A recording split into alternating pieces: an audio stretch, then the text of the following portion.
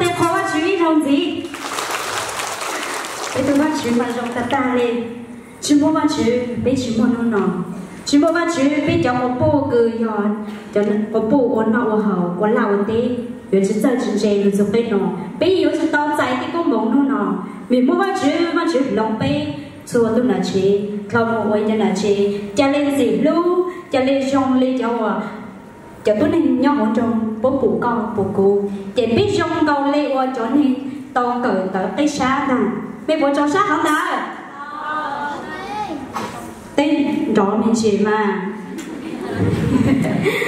giờ mình tên mình mê đi con mà biết tôi cháu sát đi rồi yeah bây giờ chỉ cho đồ và chỉ tự chạy lúc số hùng câu cười như lúc số cá chí để cho lúc số chân dùng trong chấp là và chỉ phòng con một cho con chỉ nó mong bây giờ luôn không quan chỉ dùng được thật chờ xưa cha chị với những người tụi cười ở trong bên cạnh quan chỉ dùng được cố vàng hay cha xa là chỉ là lúc số câu xưa ta chỉ mà chỉ dùng được giờ chở rau mỏ giờ lúc lâu lúc hình lúc của chúng con sáng trong hình rau bò có lúc này giờ lòng to giờ chở hát cầu chỉ dùng được cầu sư cũng mua nút nó vì mua chỉ dùng được cũng sang mua nút nó để cố gắng chỉ cho cố chỉ mua nút cái ta chỉ nút nó cũng bổ nhau hậu chỉ chạy kiến chậm là giờ ít tuần chạy trong là ta có những lần tiếc chỉ số ta cũng yon chạy công chúa ta chỉ để bắt chuyện để cũng hiểu bắt chuyện tôi chạy công chúa hiểu bắt chuyện tôi chạy người quân tài cái trong có chắc là ta chơi xứ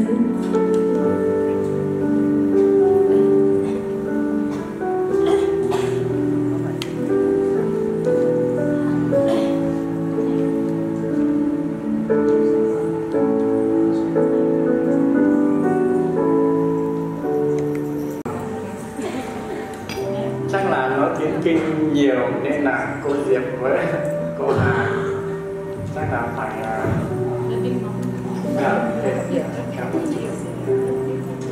đây cũng có cả có một cô gái của chú này cũng đến nên là nói tiếng Mông thì xin mời người chồng sẽ phiên dịch cho nhá. Cảm ơn Chúa về tất cả mọi sự Ngài ban cho phụ nữ tỉnh Lào Cai rất là tuyệt vời. Tôi nhận được cô Hà là vì tôi là người Lào Cai thì tôi phải nhận nữa, nên cảm ơn Chúa vì tất cả. Đây là điều bao ước ao của tất cả phụ nữ tỉnh Lào Cai, mong muốn sẽ đến với nhau học lời Chúa, được ngợi khen Ngài. Tôi cũng thật sự rất là vui khi được ban phụ nữ tỉnh mời để có lời Chúa cho các công chúa của Chúa. Sẽ nói như vậy để cho giống như lời của cô Sâu là tôi là con gái của Chúa, là công chúa. Nhưng thật ra nói về tiếng Mông thì câu này hơi nặng, xài quốc tài. Nhưng mà rất là tuyệt vời, rất là tuyệt vời. Có văn rất cho xôi nhà, rồi văn sự khuôn ruột đấy, nó uống gió tha, rồi muốn lành tăng chỗ rồi muốn đau. Tha chân mình là có sang đấy làm nông về cái mong chân lành của sự. In chỉ hàng nhớ là in chỉ hàng lồng mông nữa về đúng nhớ là mình phúc rồi là lồng mông sống phúc tay nhớ là mình phúc hay nó để cô yêu sĩ lều nhớ là mình ha nhớ mình không trong tan cho giờ bây giờ tàu ban sự tàu thì đều bên trên mà tàu bây giờ xong nào một đều mà tàu này ngập thế lúc tàu cầu xong chúng ta tin Chúa hay được gọi là theo đạo, được hưởng bao nhiêu năm, hoặc 20 hoặc 10 năm, và chúng ta học những lẽ đạo về một người nữ của Chúa là thế nào. Có những người đàn ông nhà ta thường nói cô đi cầu nguyện Chúa mà học được cái gì, mà mình cũng không biết mình học được cái gì. Tôi đi ngó người khác xong qua lại về, thế là xong. Nhưng thật ra quý vị không nói được cái đáng nói cho người chồng của mình. Tôi nghĩ là quý vị học được rất nhiều lẽ đạo, bởi vì quý vị theo đạo mà. Quý vị học rất nhiều lẽ đạo ở trong đời sống. Thật chỉ là mong đạo mấy cỡ con tao dặn do thọ cứng nên một bì hở bàn rồi. Mua cho tụi chị giấy là bó tạ có một bì hở cỡ tao trang trí.但是có chỉ có tên dạng ở chùa có tụi chị giấy. Mà cũng muốn cỡ nó cút, mà cũng muốn cỡ tao dặn.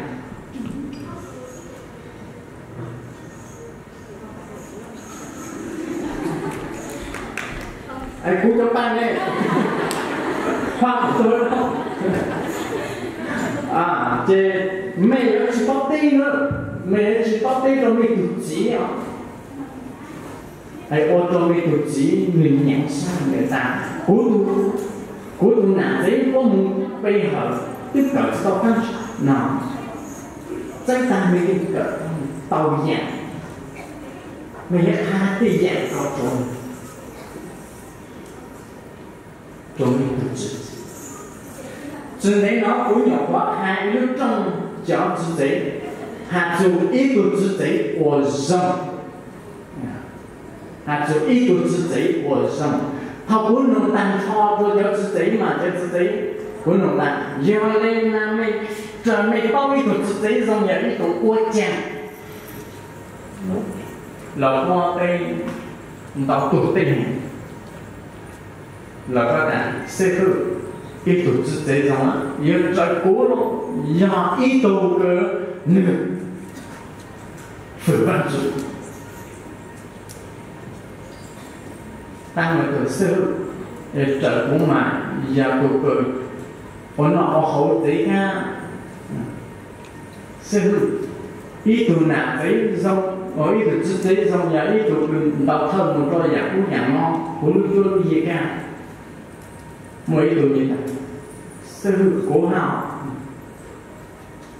để ở chàng nó trời cố mà ít tụi chữ tế xong vậy tụi chữ tế chạy của bút mà ôi thằng ô con là ôi giờ hàng cho hàng tăng lâu nó sức mà là tụi nạp giấy của xong giờ lên mỗi lượt nồng này cũng nồng lên nó Olena tụi nạp giấy của dòng giờ tụi của chàng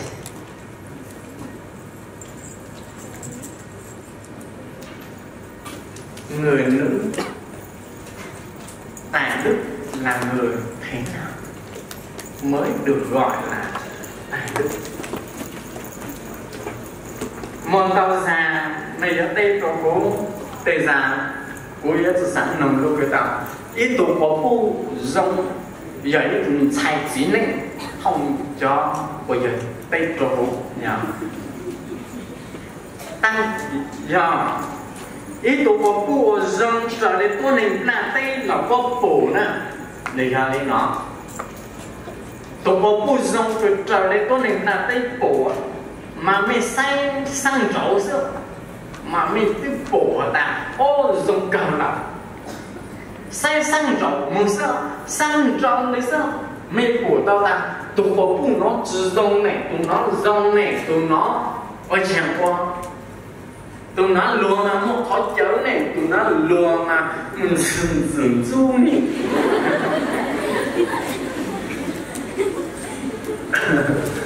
当时họ là coi say sang trộn nhìn bên ngoài không say xăng rậu mà là có say xăng rậu mà là có bổ tây yang rong yang thành đạo ý tù của bộ ta danh ta là có知道bổ đạo lưu sa nhau hữu nhiều lưu sa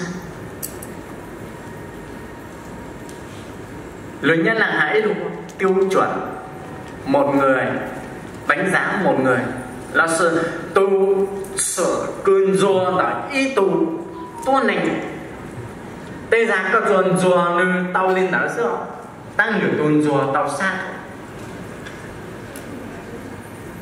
một thì tuần do tu ý tu làm giấy ta nơi sông cao tăng nếu tăng bổ khó quá dòng lên cái tu này bổ lên ra tôi sửa chuông là ý tụ con này của mà người xong lên nó tăng lửa tôi của mà xong lên bánh tôi đó của mà xong lên đó mà nhà mua nhà ý tụ sửa chuông là ý tụ nặng gì lúc nó để giải cả giá xanh chế thật lo cả xanh luôn là lúc không mua nhà tụ sửa chuông trở đi cái con thì cả giá bao cả là tụ nặng gì cứ là tụ sửa tại giờ mê hà lên nó đó cái hà do hà ta có hà ta do ít tụ nạp giấy ô rong mà do tụ cớ do ô chăng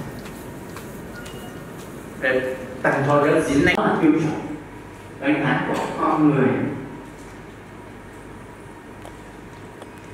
ta nhận ra lấy con người này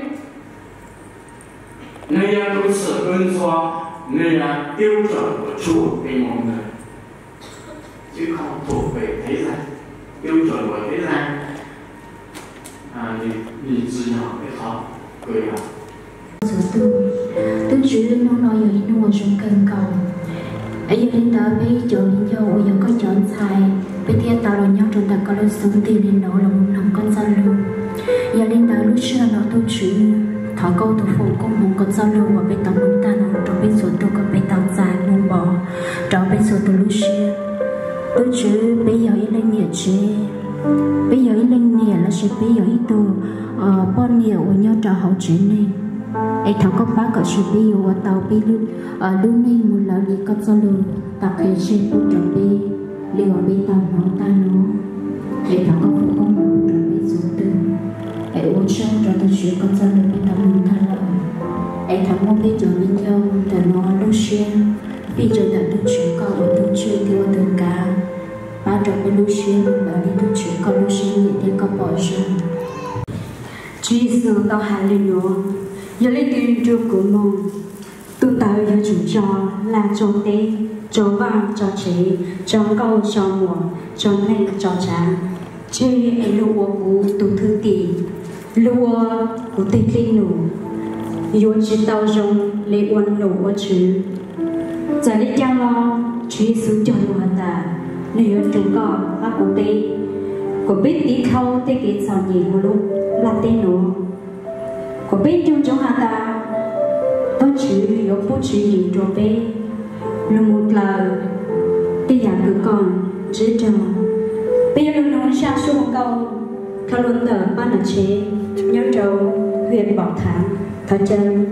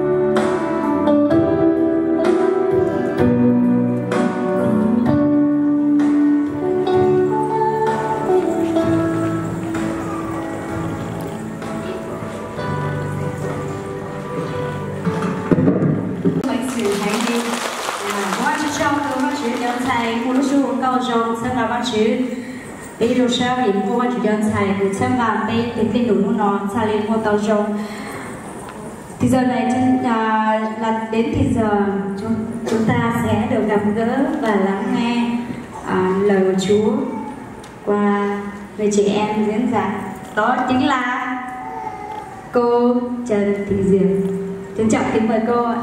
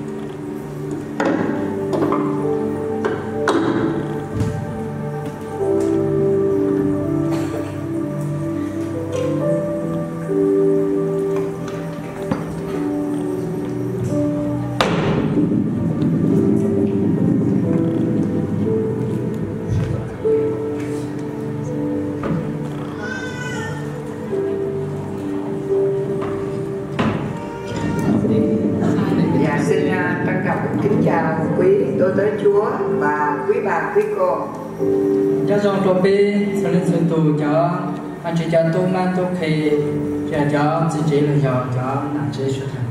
Cảm ơn một sư trưởng ban đại diện nói giùm tôi. Qua chị cho qua sư phụ bây giờ tôi sai chùa cho phần trình nhân đồ xanh đó ở lục ban quân sài. Chỉ có một điều là khi có gì liên quan tới các ông đó thì xin một sư nói chính xác. Rất khó người giờ tới dạng cái hạt sư chỉ số cho sư chế luôn đó là sư hà của mình rồi. Tôi rất là vinh hạnh được đến Lào Cai lần thứ nhất. Buổi trong sáng thì có cái là nói nhận thời gian của tôi từ Lào Cai. Và sáng hôm nay được gặp mấy trăm người phụ nữ vô cùng xinh đẹp. Thằng kia đó tôi chỉ ở cái quần tù kia cho nạp trí cái dòng gâu kèo lên. Mấy ông nghe thế còn đi ra ngoài hết rồi. Giờ thì chế vẫn nói lên họ chỉ có ở mình nhỏ tạo sang đầu. Và tôi nghĩ rằng sau bài giảng của mục sư Giàng Xeo Xì thì có tới mấy trăm phụ nữ tài đức đang ngồi đây rồi. Cô sáng ra thập tác kìa cái chỗ nào chế xuất thân bên thứ nông sư trang trí có khả tàng ở bên thứ phòng ở chỗ nào chế cứ với tôi là chế xong. Tôi sáng nay nghe bài diễn văn của một sư trưởng ban liên lạc. Thằng kia đó của nông sư phụ tôi trang sử cho dù Hà Nội thay đổi rồi trong sơ sáng. Tôi nghĩ đến mấy cái cử điệu này. Cô sáng dù họ đi luôn trang đủ cho rồi chẳng kể đâu. Và trước khi học lời Chúa thì mình cùng nhau làm mấy cử điệu này. Vấn đề cái bé kiểu là chỉ sư lu cho bé lu cái dạng nhất dạng. Để ai ngủ thì có thể thức dậy. Còn tôi thấy ở social trên vì họ chỉ thanh toán hay gì. Dạ. Chung vui học lời Chúa. Đây là miệng Kinh Thánh, cho nên khi mình mở ra thì như thế này, chứ mình đừng có xé như thế này. Thế là ok trong sát kể với chỉ sư lu bây giờ bên của bên sao dòng mô hình lu. Dạ, nếu mà đọc năm cái này bằng kiếm kinh không thì được không? Được luôn nha. Quý bà với cô đọc kiếm kinh y như thế này được không? Thế cho nên những người nhất là rồi mình sẽ vừa đọc dạ, vừa đọc vừa làm theo luôn. Thế là cái kia nhỉ hai cái kia qua lại đi. Chung vui học lời Chúa. Chung vui học lời Chúa. Nhìn qua người kế bên xem cái quyển Kinh Thánh có xé ra không? Cái xe từ nhảy sang được cái xe của công an Trung Quốc và trong con tập. Rồi mình làm lại nha. Cái tập của mình rồi. Chung vui học lời Chúa. Chung vui học lời Chúa. Buồn quá. Học lời Chúa mà như thế buồn quá. Thế kiểu ban chuyên sư luôn ta sẽ biết lên trên một chi sĩ phát này. Rồi chúng ta làm lại. Chung vui học lời Chúa. Chung vui học lời Chúa. Chung tiếng ngợi ca Chúa. Chung tiếng ngợi ca Chúa. Chung lời tạ ơn Chúa. Chung lời tạ ơn Chúa. Cái thứ tư này là mình phải nắm tay với người kế bên, chứ không phải là quơ quơ như thế này. Nắm tay người kế bên, chung lòng cầu thay. Chung lòng cầu thay. Rồi làm lại cho nhớ, chung lòng cầu thay. Chung lòng cầu thay. Chia tay trong phước hạnh. Chia tay trong phước hạnh. 5 điều này có nghĩa như thế này. Chỉ giả đó cô luôn ra đủ. Mình gặp nhau ở đây là cùng học lời Chúa. Thế chuyên chuyên giả đó ra đủ ok cả ban chỉ sư luôn. Học vui vẻ. Thế cả đôi là sức ký sĩ phát rồi. Về nhà làm theo. Chắc chắn một trí tế của lại mình hả? Không dùng lời Chúa để cãi nhau. Sau chỉ ban chỉ sư luôn muốn sĩ trả sĩ xe. Để chỉ trích nhau. Và luôn muốn yên lên tờ trả lên. Và mình đã cùng nhau ca ngợi Chúa, cho nên chung tiếng ngợi ca. Thế tí họ ok luôn muốn phó ban chứ, và nên là đi nhớ rủ. Chung tiếng ngợi ca Chúa thì không còn nói xấu, nói hành nhau được. Thế giống một lúc sang trình lục phó ban chứ ở dưới này so chỉ dòng với này. Và chung lời tạ ơn là mình nghe việc Chúa làm ở nhà của chị em, mình cũng cảm ơn Chúa. Thế ok luôn phó ban chứ cho. Chứ mình không có nói là sao Chúa nhậm lời người đó mà nhà con thì không được nhậm lời. Thế sao là đối với chị là cô lên cha hay tôi mấy dòng đã tao giải ban chứ không có các sự vụ hoặc chỉ tao giải. Và sau khi mình về nhà mình nhớ tới nhau thì mình chỉ cầu nguyện thôi, cầu thay thôi. Thật ra việc tính mong chỉ là đây này dù chửi lành đi hay là một chỗ là một thỏ ban chuyện khác. Chứ không có nhớ những bực bội. Cái chuyện dù dù cái tụi mình cho cái chung cử vị trí trong. Mình làm như thế được không? Đưa lên tại quần tàu. Còn quần tàu không? Được. Được không ạ?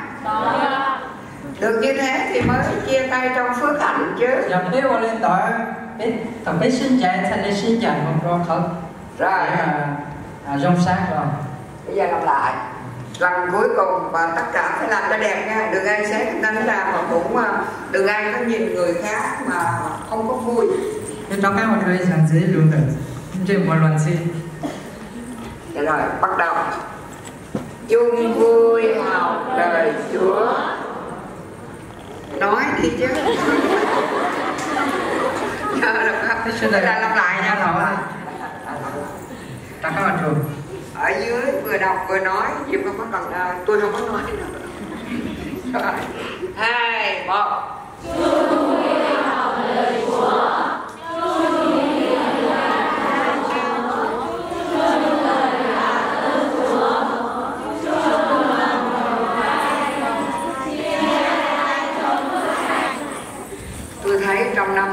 chỉ có cái thứ 5 là làm đẹp nhất thôi. Khi nào thì mình sẽ làm điều thứ 5? Ở thứ B và biết sai lên cái từ qua dạng thi chi. Mà ha, rồi bây giờ làm lại là gửi cho nhớ nha. 2, 1.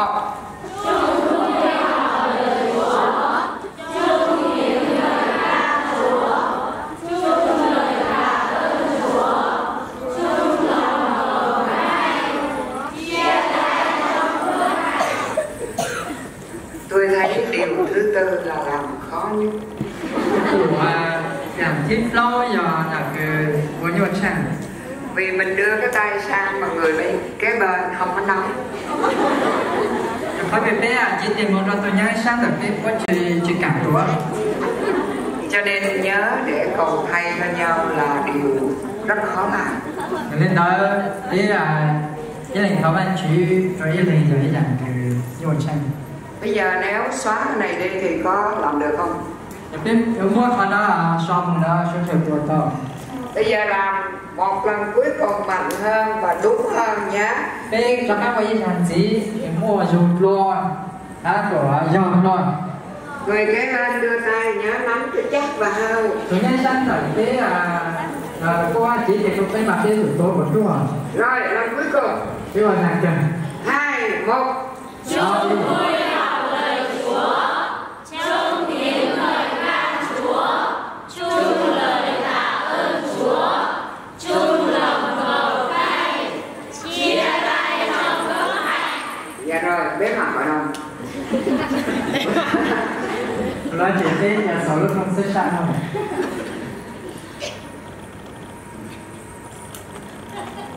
Thôi, mình chỉ làm như thế thôi. Bây giờ còn nên phải xứ. Bây giờ phải học lời Chúa thôi. Nó thế cho thêm cả là chính sự luôn.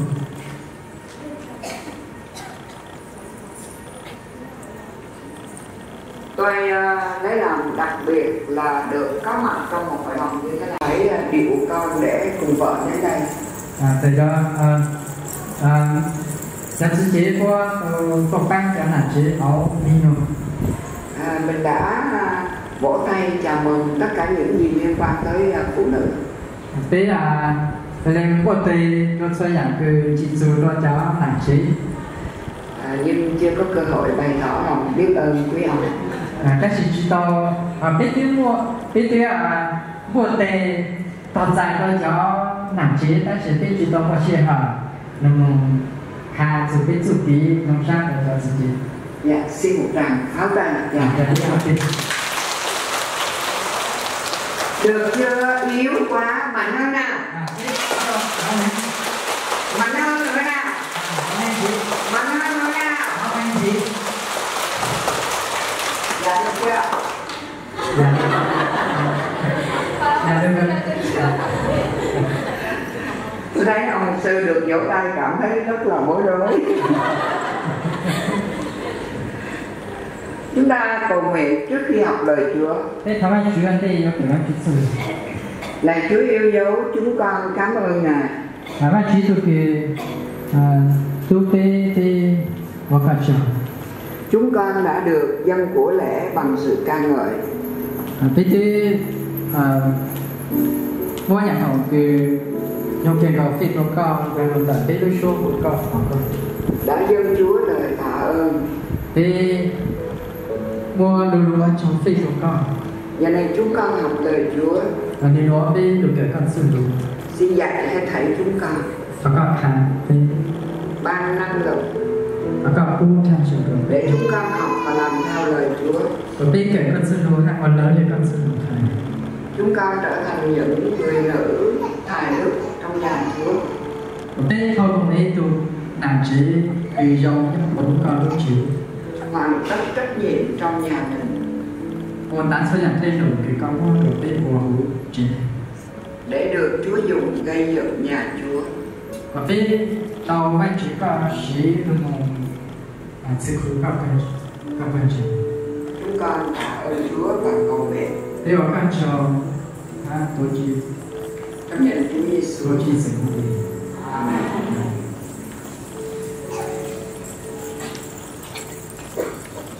Sáng hôm nay chúng ta nghe về người nữ Đại Đức. Thank you nói với nông dù á, thank you với nông dù đồ nản trí từ trong. Và một sư diễn giả có đề cập đến bà Eva. Sư cứ có pha thằng dù Eva. Thế bà Eva có hạnh phúc không? Cho nên đó Eva của một cái cancer. Có không ạ? Của một cái cancer.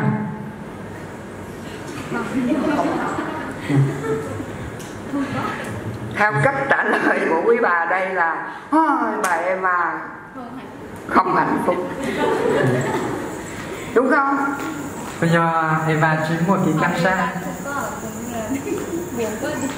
Tại vì mình chỉ học về bà Eva khi ăn trái cấm. Trong khó biết bây giờ kể sự thỏ Eva nó cho gì cái bạn sự chính của nó. Cho nên sáng hôm nay nhìn lại Kinh Thánh kỹ hơn một chút. Nhìn lại Kinh Thánh kỹ hơn một chút, đọc lại Kinh Thánh kỹ hơn. Cho nên tới thông tin nó, lúc trước nó bây giờ đặt ra một sai và chỉ sự lục của chân chân. Và bài thứ nhất của chúng ta đó là hạnh phúc Chúa ban. Trong cái bây giờ kể nó nhưng mà sự kỹ càng xa cái bạn chữ phụ. Quý bà quý cô trả lời là bà Eva không hạnh phúc. Suốt là thế là Eva chỉ một cái càng xa. Thế quý vị ngồi đây có hạnh phúc không? Cho nên tới đây suốt thời nhắc là nó có một cái càng xa. Có nhưng mà ít lắm. Muốn thế thì chờ hết. Bị dòng bạo lực à? Bây giờ cho sự chỉ của thiên tộc đi. Hỏi lại nha. Quý bà quý cô có hạnh phúc không? Cháu là chỉ của một kỹ càng xa. Dạ. Vậy thôi tôi đi xuống được. Giống một kỹ càng xa thì chứ thằng nó thành gì rồi. Bây giờ mình nhìn ra chung quanh mình đó, xã hội bên ngoài thì thấy tỷ lệ ly dị ngày càng cao. Những cái xe của các ngành làm cái của ta phải cô là cho kiểu đàn gì cứ sinh động và nhìn đôi gì sang. Có người chỉ cưới có một ngày thôi ly dị. When ta có sử dụng tàu ít lúc sẽ từ đầu sinh động. Có cô dâu bỏ đi trong ngày cưới luôn. When ta có nhang cóจะlên tàu mừng rồi lúc cái qua nằm trong rồi. Rồi có một cái nữa là sống chung nhưng mà không có chung niềm vui. Với không chỉ rồi sinh nhau một kỳ ta chỉ một kỳ càng xa. Vợ có niềm vui trong điện thoại. Trong có phụ một kỳ dòng xa đủ lúc sử dụng. Chồng có niềm vui lên tivi coi đá banh. Tôi còn giờ một cái dòng xa đủ lúc tivi sẽ chở con. Và buồn quá thì đi tìm người thứ ba. Thì một kỳ dòng xa thì một tháng tụ kiếp bê. Cho nên nhìn vào thấy một gia đình. Cho nên là sẽ đi chỉ tuần này. Nhưng mà không có chung niềm vui. Nó chỉ một cái càng xa của kỳ. Đó là gia đình bất hạnh. Chỉ tuần này rồi đó là chỉ tuần này cứ một cái mà xa sụp lắm. Và bất hạnh nhiều hơn khi họ gây đau khổ cho con cái. Một cái như xa dĩ dọc ở cái ô tô thì mình mua học kia chọn. Con cái trong những gia đình có cha mẹ mà sống xa. Chẳng biết nhiều người nhắc có vũ ý chí này cái này là anh chỉ của lúc này chỉ dòng. Thì những đứa trẻ đó rất đau khổ. Chẳng biết nhiều người có một cái chọn gì hết. Và khi nó lớn lên, họ cứ có lúc rồi nó rất khó tìm hạnh phúc. Qua giờ phải nó hẹn của con thả kỹ càng sát. Và cái vòng quay đó làm cho xã hội thêm gánh nặng. Thuộc giống cái hỏi là có tiết trời những lúc răng nhá có tiết trời. Ngày khoảng chừng thập niên 60 á. Cái là đây trong những xin chung của trâu trò. Có nghĩa là có nhiều người ngồi đây chưa có sanh ra. Phần đó mua chỗ này là nó mình chưa to nhiều luôn. Thì trong hội thánh Tin Lành nói chung, và nhắc đầu muốn cho anh tỷ lệ người ly dị là rất thấp. phải qua đời cho tự đời cái sinh trầu mà thì hết. Nhưng qua thập niên 70-80, đó là thâu trong những sinh cho của trâu chồng và sang chồng gì chồng đó, thì tỷ lệ ly dị trong hội thánh Tin Lành cái phải qua hắn đời cho nạn sĩ bình chính hay chứ sinh trầu tính luôn các hệ phái đó chứ hà nhắc đầu lúc còn ngủ đây là gì là tăng gấp 10 lần. Cho nên đi cái cổng phải qua đó sau. Và bây giờ là năm 2022, trong đó giờ trong ăn xanh nền cổng hot thì hết kiểm soát được rồi. Nó chỉ to lên rồi. Số tên nào món của cháu nó à? Rồi thì cháu sức của giờ chỉ nó có thành số này thì sách đó à? Vì trong có tài cũng nó xuống thì vô xong lần à. Bây giờ biết tất cả chưa chưa ạ? Thật ra xuống đó một bên tụi tao vừa lời trong thấy sao? Tao lúc xuống giờ dấu cần đó là tôi giờ vì bây giờ tao chọn lần đâu rồi ạ? Nhớ lên ta cho nên là sự bây giờ thì sở trình ha được khổ với tụi bay chỉ cho lúc xưa này nó nói ạ. Lúc xưa nó mới xuống là sở trình rồi biết nó khó chơi luôn khổ với chỉ có ta. Giờ tao bây mà chứ là bây quốc tế ý rằng giá xong lần này là biết tụi bay chỉ có ta. Ý rằng giữa sát xong bà mua sát xong bà này là biết tụi bay chỉ có lúc xưa rồi nó. Bây giờ thì sở trình ha được khổ với tụi bay chỉ tụi đây ạ. Vì cho khó là bây giờ anh chúng tôi là từ bây giờ đến giờ hai người từ cái chỉ nhau qua họ biết được chua nè họ biết được nhớ là nè biết đâu giải tu kỹ càng xa nhở nè giờ biết lúc chơi vàng nè giờ biết lúc chơi càng xa chỉ giờ biết được họ biết được anh chứ mua tiền còn đâu biết lúc xa nên chỉ lúc họ biết được anh chứ còn lúc xưa nó có biết tu kỹ dù nè luôn mà